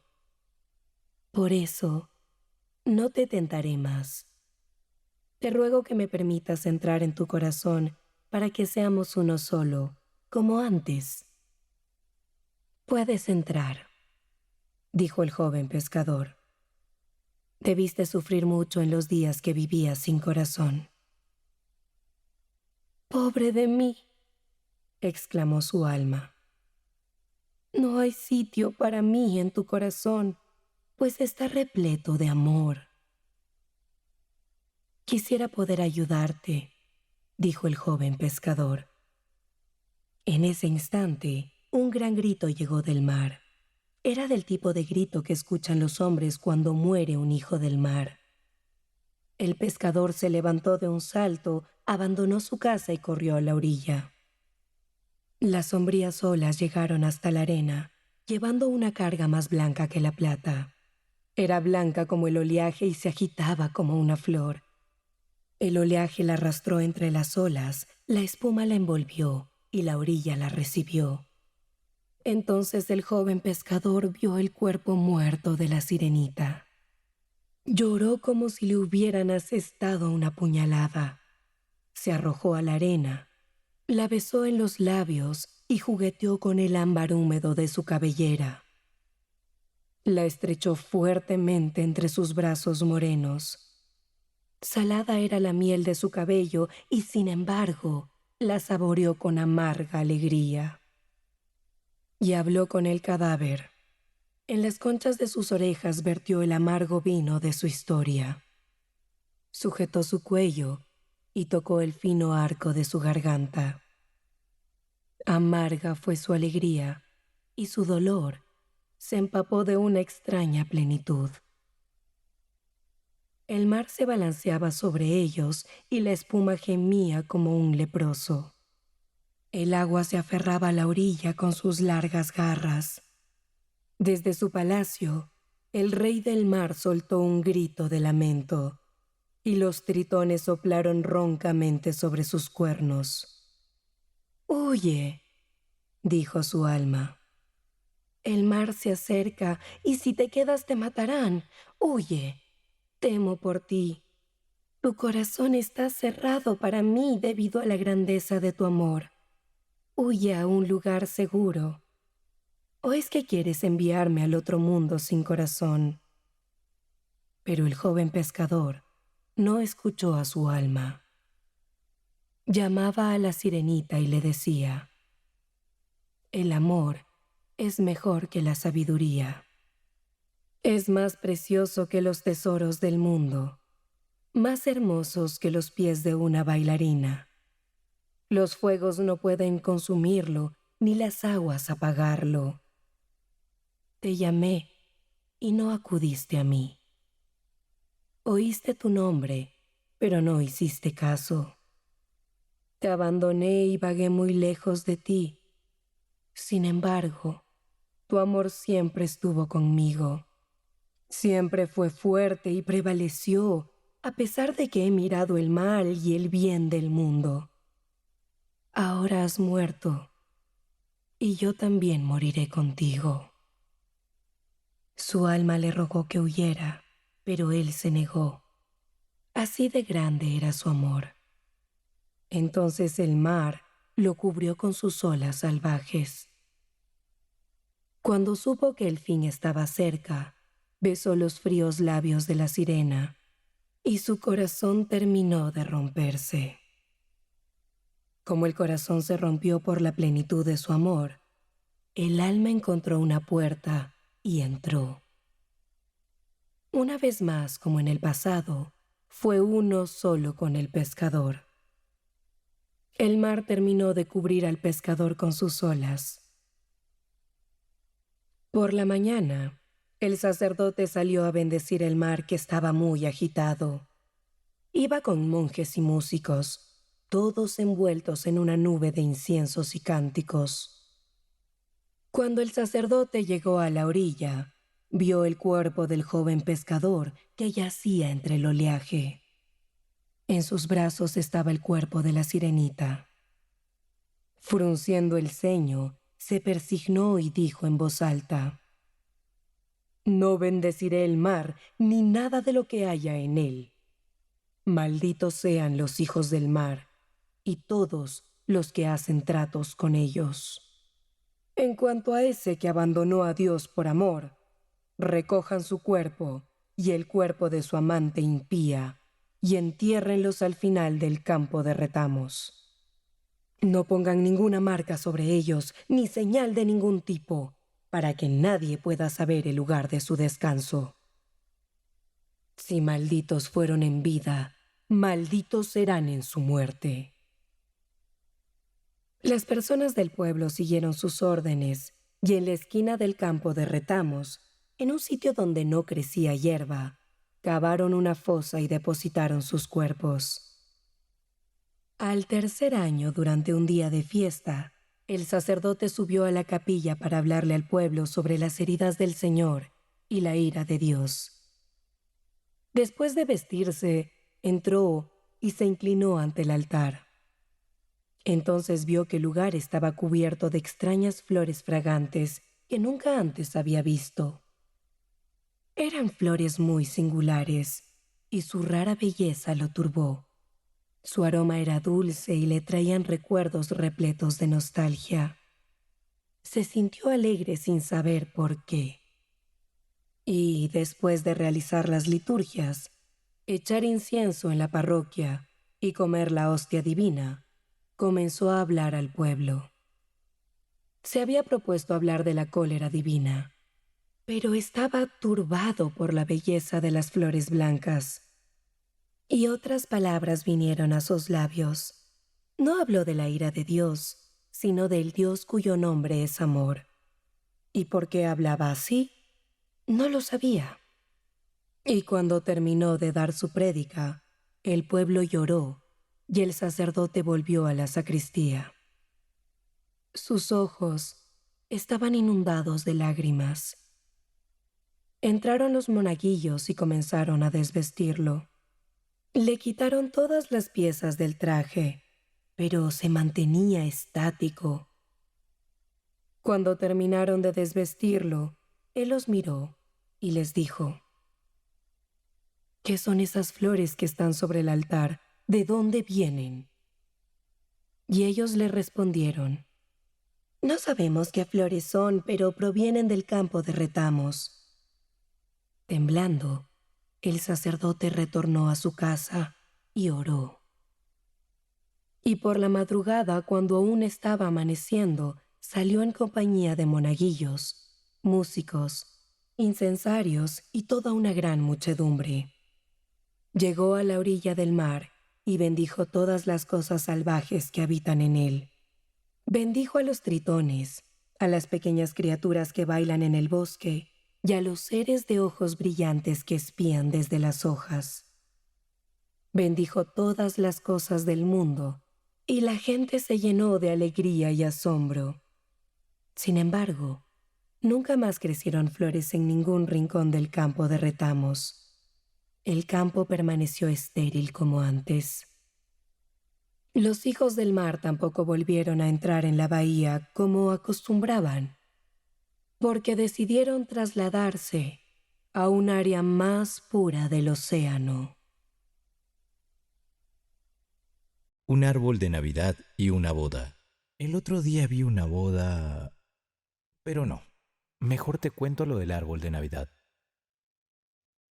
La boda era bonita, me gustó mucho, pero el otro incidente fue mejor. No sé cómo fue que viendo aquella boda pensé en aquel árbol de Navidad. Bueno, esto fue lo que ocurrió. Hace apenas 5 años, en Nochevieja, me invitaron a una fiesta infantil. El organizador era un personaje conocido, un hombre de negocios, con contactos y con la agenda siempre llena. De modo que aquella fiesta era la excusa perfecta para reunir a los padres y hablar de diversos asuntos interesantes, de un modo inocente y desenfadado. Yo... yo era un extraño. No tenía nada interesante que aportar, así que pasé la velada con bastante independencia. Había otro caballero presente que, según me pareció, no era de ningún rango o familia especial, y que, como yo, simplemente había aparecido en esta fiesta familiar. Fue el primero que me llamó la atención. Era un hombre alto y larguirucho, muy serio y correctamente vestido, pero se notaba que no estaba de humor para alegrías y festejos. Cada vez que se retiraba a un rincón, dejaba de sonreír y fruncía sus pobladas cejas negras. No tenía ni un solo conocido en la fiesta, excepto su anfitrión. Uno podía ver que estaba terriblemente aburrido, pero que mantenía valientemente el papel de un hombre perfectamente feliz y divirtiéndose. Más tarde, supe que se trataba de un caballero de provincia que tenía un asunto crítico y desconcertante en San Petersburgo, que había traído una carta de presentación a nuestro anfitrión, el cual le había invitado por cortesía a la fiesta de sus hijos. No jugó a las cartas, no se le ofrecieron cigarrillos, todos evitaron conversar con él, reconociendo muy probablemente al pájaro por sus plumas. Y así, mi caballero se vio obligado a estar sentado toda la velada, acariciándose sus finos bigotes simplemente para tener las manos ocupadas. Pero lo hacía con tanto celo que, mirándolo, uno podría haber supuesto que los bigotes habían sido creados primero y que el caballero solo se había apegado a ellos para acariciarlos. Además de este individuo que asistió a la fiesta familiar de nuestro anfitrión, que tenía 5 niños gordos y bien alimentados, también me llamó la atención otro caballero, pero era de otra clase. Era todo un personaje. Se llamaba Julián Mastakovich. Desde el primer momento se vio que era un invitado de honor y que estaba en la misma relación con nuestro anfitrión que este último con el caballero que se acariciaba los bigotes. Nuestro anfitrión y nuestra anfitriona le dijeron un sinfín de cosas corteses, le atendieron de pies y manos, le insistieron para que bebiera, le halagaron, hicieron subir a sus visitantes para que se los presentaran, pero no le llevaron para que se lo presentaran a nadie más. Noté que en los ojos de nuestro anfitrión brillaban lágrimas cuando comentó sobre la fiesta, y que pocas veces había pasado una velada tan agradable. Me sentí como asustado, asustado en presencia de semejante personaje. Y así, después de admirar a los niños, me dirigí a un saloncito que estaba vacío, y me senté en un florido jardín que ocupaba casi la mitad de la habitación. Todos los niños eran increíblemente dulces y se negaban decididamente a seguir el modelo de los mayores, a pesar de todas las advertencias de sus institutrices y mamás. En un abrir y cerrar de ojos, habían despojado del árbol de Navidad hasta el último dulce y habían conseguido romper la mitad de los juguetes antes de saber qué estaba destinado a cada uno. Un niño de ojos negros y cabeza rizada era especialmente encantador, ya que no dejaba de intentar dispararme con su pistola de madera. Pero todavía me llamaba más la atención su hermana, una niña de 11 años, tranquila, pálida, con unos ojos grandes, prominentes y soñadores, exquisitos como un pequeño cupido. Los niños se las arreglaron para herir sus sentimientos, por lo que se alejó de ellos hasta el mismo salón vacío en el que yo estaba sentado, y jugó con su muñeca en un rincón. Los visitantes señalaron respetuosamente a su padre, un rico contratista, y alguien susurró que ya se habían reservado 300.000 rublos para su dote. Me volví para ver al grupo que se interesaba por tal circunstancia, y mis ojos se posaron en Julián Mastakovich, quien con las manos a la espalda y la cabeza de lado, escuchaba con la mayor atención los ociosos chismorreos de aquellos caballeros. Después, no pude menos que admirar el discernimiento del anfitrión y de la anfitriona en la distribución de los regalos de los niños.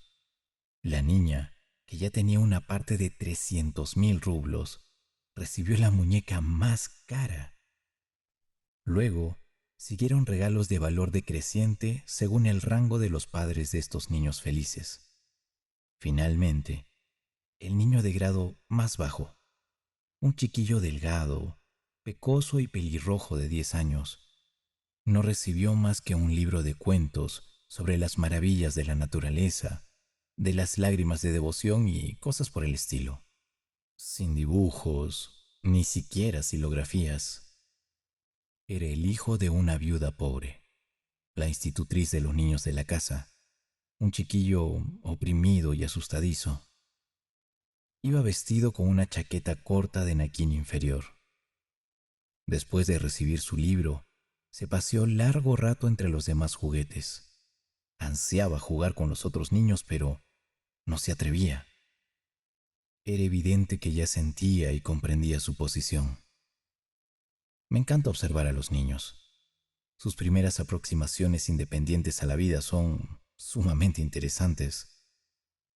Me di cuenta de que el niño pelirrojo estaba tan fascinado por los costosos juguetes de los otros niños, especialmente por un teatrín de títeres en el que sin duda ansiaba participar, tanto así que decidió sacrificar su dignidad.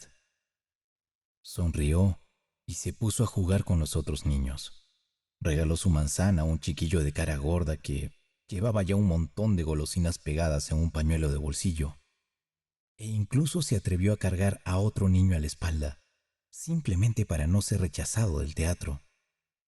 Pero un joven insolente le dio un fuerte golpe un minuto después. El niño no se atrevió a llorar. Entonces hizo su aparición la institutriz, su madre, y le dijo que no interfiriera en el juego de los otros niños. El niño se fue a la misma habitación en la que estaba la niña. Esta le dejó unirse a ella, y los dos se pusieron a trabajar con gran entusiasmo para vestir a la costosa muñeca. Llevaba más de media hora sentado en la glorieta de la Yedra, escuchando el parloteo del niño pelirrojo y de la bella de la dote de 300.000 rublos que amamantaba su muñeca, cuando Julián Mastakovich entró de pronto en la habitación. Había aprovechado la conmoción general que siguió a una pelea entre los niños para salir de aquel salón. Yo le había visto un momento antes, hablando muy cordialmente con el padre de la futura heredera, a quien acababa de conocer. Ahora él estaba indeciso y parecía estar contando algo con los dedos. 300, susurraba. 11, 12, 13, 16, 5 años. Suponiendo que sea el 4%, 5 veces 12 son 60. Sí, a esos 60, bueno, en 5 años podemos suponer que serán 400. Sí, pero no se ceñirá al 4% el muy perro. Puede conseguir 8 o 10. Bueno, 500, digamos, 500.000 por lo menos. Medio millón de rublos, eso es seguro. Bueno, ahora los impuestos. Su vacilación había llegado a su fin. Se sonó la nariz y estaba a punto de salir de la habitación cuando de repente miró a la niña y se detuvo en seco. No me vio detrás de las macetas verdes. Me pareció que estaba muy emocionado. O bien sus cálculos habían afectado a su imaginación, o bien algo más porque se frotaba las manos y apenas podía estarse quieto. Esta emoción llegó a su límite máximo cuando se detuvo e inclinó otra decidida mirada hacia la futura heredera. Estaba a punto de avanzar, pero primero revisó su alrededor y luego, poniéndose de puntillas, como si se sintiera culpable, avanzó hacia los niños. Se acercó con una pequeña sonrisa, se inclinó y la besó en la cabeza. La niña, que no esperaba este ataque, lanzó un grito de alarma. «¿Qué haces aquí, dulce niña?», preguntó en un susurro, mirando a su alrededor y acariciando la mejilla de la muchacha. «Estamos jugando». «Ah, con él. Será mejor que vayas al salón, querida», le dijo Julián Mastakovich mientras miraba con recelo al muchacho. El niño le observó con los ojos bien abiertos y no pronunció palabra alguna. Julián Mastakovich volvió a mirar a su alrededor y se inclinó de nuevo hacia la niña. «¿Y qué es esto que tienes, querida niña? ¿Una muñeca?», preguntó. «Sí, una muñeca», respondió la niña, frunciendo el ceño y un poco tímida. «Una muñeca. ¿Y sabes de qué está hecha tu muñeca, querida niña? No lo sé. Respondió la niña en un susurro, colgando la cabeza. Es de trapo, querida. Será mejor que vayas al salón con tus compañeros de juego, muchacho, dijo Julian Mastakovich, mirando severamente al niño. El niño y la niña fruncieron el ceño y se agarraron el uno al otro. No querían separarse. ¿Y sabes por qué te regalaron esa muñeca? Preguntó Julian Mastakovich, bajando el tono de su voz cada vez más suave. No lo sé. Porque has sido una niña dulce y bien educada toda la semana. En ese momento, Julian Mastakovich, más agitado que nunca, hablando en el tono más dulce, preguntó por fin, con voz apenas audible, ahogada por la emoción y la impaciencia. ¿Y me querrás, querida niña, cuando venga a ver a tu papá y a tu mamá? Diciendo esto, Julian Mastakovich trató una vez más de besar a la querida niña, pero el niño pelirrojo, viendo que la niña estaba a punto de llorar, le agarró la mano y empezó a gemir de compasión por ella. Julian Mastakovich se enfadó en serio. «Vete de aquí, vete», le dijo al chico. «Vete del salón. Ve allí con tus compañeros de juego». No, no hace falta. No hace falta. Vete tú, dijo la niña. Déjale en paz. Déjale en paz, dijo casi llorando. Alguien hizo ruido en la puerta. Julian Mastakovich levantó al instante su majestuosa persona y se alarmó. Pero el muchacho pelirrojo estaba aún más alarmado que Julian Mastakovich. Abandonó a la niña y, escabulléndose junto a la pared, salió del salón hacia el comedor. Para no levantar sospechas, Julian Mastakovich también entró en el comedor. Estaba rojo como una langosta y al mirarse en el espejo parecía avergonzarse de sí mismo. Tal vez estaba enfadado consigo mismo por su impetuosidad y precipitación. Posiblemente, al principio estaba tan impresionado por sus cálculos, tan inspirado y fascinado por ellos, que a pesar de su seriedad y dignidad, decidió comportarse como un muchacho y acercarse directamente al objeto de sus atenciones, aunque no pudiera hacerlo realmente hasta dentro de 5 años por lo menos. Seguí al estimable caballero hasta el comedor y allí contemplé un extraño espectáculo. Julian Mastakovich, enrojecido por la cólera, asustaba al muchacho pelirrojo, que retrocediendo no sabía dónde correr. «Vete, ¿qué haces aquí? Vete, bribón. ¿Buscas fruta aquí? Vete, niño travieso. Vete con tus compañeros de juego, llorón». El niño, presa del pánico en su desesperación, intentó arrastrarse por debajo de la mesa. Entonces, su perseguidor enfurecido sacó su gran pañuelo de batista y empezó a agitarlo bajo la mesa contra el niño, quien guardó perfecto silencio. Hay que observar que Julian Mastakovich tenía cierta tendencia a la gordura. Era un hombre regordete, de cara colorada, de constitución sólida, panzudo, con piernas gruesas, lo que se llama una fina figura de hombre, redondo como una nuez. Transpiraba, le faltaba el aliento y estaba terriblemente sonrojado. Por fin se puso casi rígido. Tan grandes eran su indignación y tal vez, quién sabe, sus celos. Me eché a reír a carcajadas. Julian Mastakovich se volvió y, a pesar de toda su experiencia y distinción, se sintió invadido por la confusión. En aquel momento, entró nuestro anfitrión por la puerta de enfrente. El muchacho salió sigilosamente por debajo de la mesa y se limpió los codos y las rodillas. Julian Mastakovich se apresuró a ponerse en la nariz el pañuelo que sostenía por un extremo. Nuestro anfitrión nos miró a los tres con cierta perplejidad, pero como hombre que sabía algo de la vida y la contemplaba desde un punto de vista serio, aprovechó de inmediato la oportunidad de atrapar a su visitante a solas. Este es el chico por quien tuve el agrado de solicitar su intercesión, dijo señalando al pelirrojo. Ah, dijo Julián Mastakovich, que apenas se había recuperado del todo. El hijo de la institutriz de mis hijos, dijo nuestro anfitrión, en tono de peticionario. Ella es una pobre mujer, viuda de un honrado funcionario, y por lo tanto, Julián Mastakovich, si fuera posible...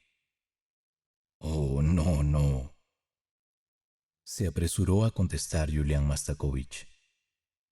No, perdone, Filip Alexievich, es imposible. He hecho averiguaciones, no hay ninguna vacante. Y si lo hubiera, hay 20 postulantes con mayor derecho que él. Lo siento mucho, lo siento mucho. Qué pena, dijo nuestro anfitrión. Es un chico tranquilo y bien educado. Un gran bribón por lo que veo, respondió Julián Mastakovich, torciendo nerviosamente el labio. Vete, muchacho. ¿Qué haces ahí parado? Ve con tus compañeros de juego, dijo dirigiéndose al niño. En ese momento, no pudo contenerse y me miró con un ojo. Yo tampoco pude contenerme y me reí en su cara. Julián Mastakovich se volvió inmediatamente y con voz calculada para llegar a mis oídos, preguntó quién era aquel extraño joven. Susurraron juntos y salieron de la habitación. Después, vi a Julián Mastakovich moviendo incrédulamente la cabeza, mientras nuestro anfitrión hablaba con él. Después de reírme a carcajadas, volví al salón. Allí el gran hombre, rodeado de padres y madres de familia, entre ellos el anfitrión y la anfitriona, decía algo muy afectuoso a una dama que le acababan de presentar. La dama llevaba de la mano a la niña con la que Julián Mastakovich había tenido la escena en el salón un poco antes. Ahora se deshacía en elogios y embelezos sobre la belleza, el talento, la gracia y los magníficos modales de la encantadora niña. La madre le escuchaba casi con lágrimas de alegría. Los labios del padre sonreían. Nuestro anfitrión estaba contento con la satisfacción general.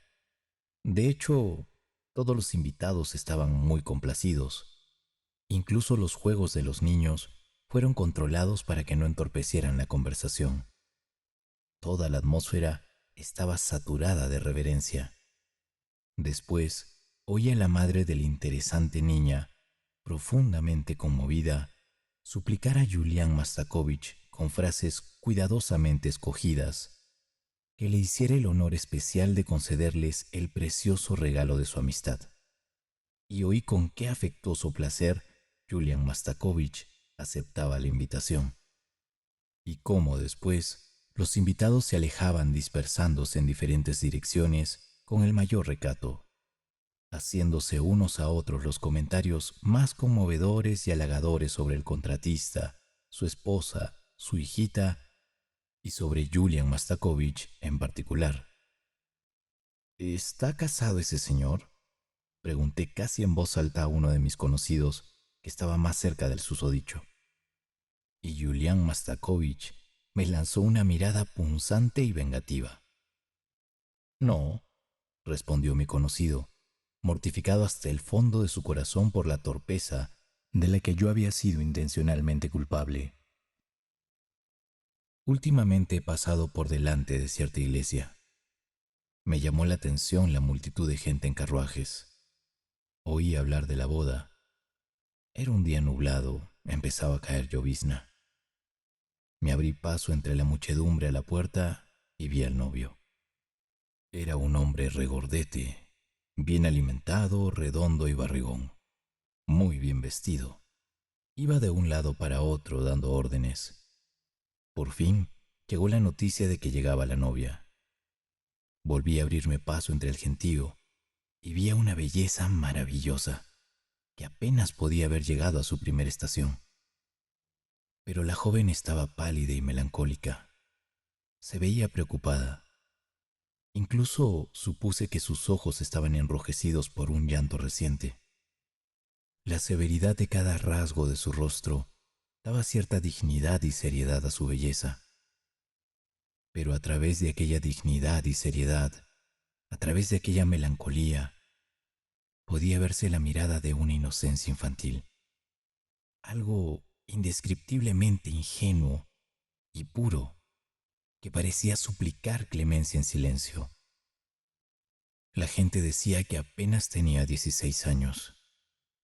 Al mirar atentamente al novio, de pronto reconocí que era Julián Mastakovich, a quien no veía hace 5 años. La vi a ella. Dios mío. Salí de la iglesia tan rápido como pude. La gente decía que la novia era una heredera, que tenía una dote de $500,000 y bienes que valían muchísimo. Parece que le salieron bien los cálculos, pensé mientras salía a la calle.